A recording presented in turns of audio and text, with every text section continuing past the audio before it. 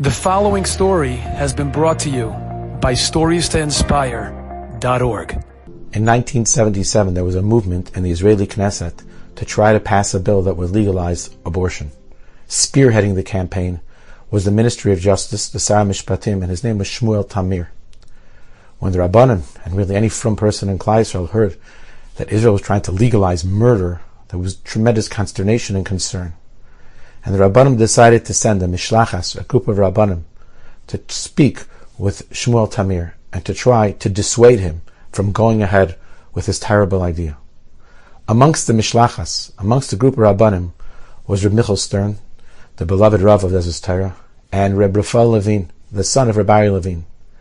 The thought process in selecting Reb Raphael Levine was because many of the members of the Lechi and Etzel had great respect for Rabbi Levine, and the hope was that he would also listen at least, that Shmuel Tamir would listen at least to Reb Raphael Levine, the son of Rabbi. 2 days before the meeting, Reb Raphael Levine got on the phone, and he called each of the Rabbanim that were part of this group of Rabbanim, and he begged them and he pleaded with them that they should tear open the gates of heaven through tefillah. They should supplicate, and they should beg in front of the Kisei HaKavod that somehow they should be successful in their incredibly important mission of dissuading the minister from this terrible idea. 2 days later, they met with him.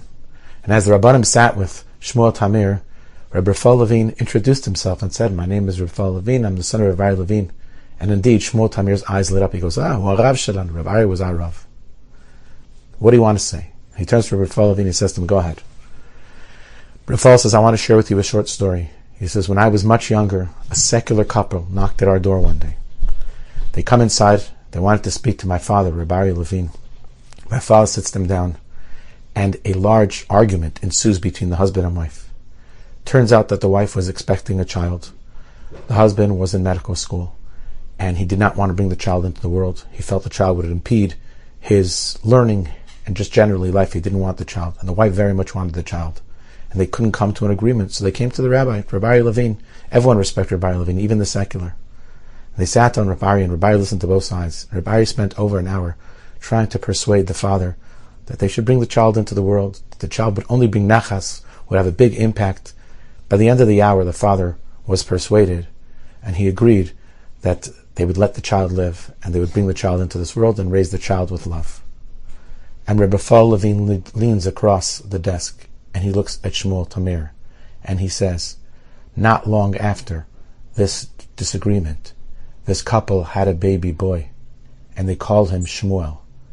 His name was Shmuel Tamir. It was you. And Shmuel Tamir was utterly shocked. He goes, I never heard this story. He says, call your mother. And on the spot, Shmuel Tamir picks up the phone. He calls his mother. And his mother stutters and mumbles and says, you have to understand, times were different, etc., etc.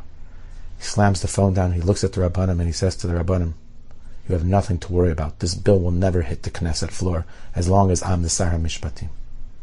Amazing. Yeshua Hashem, terrifying.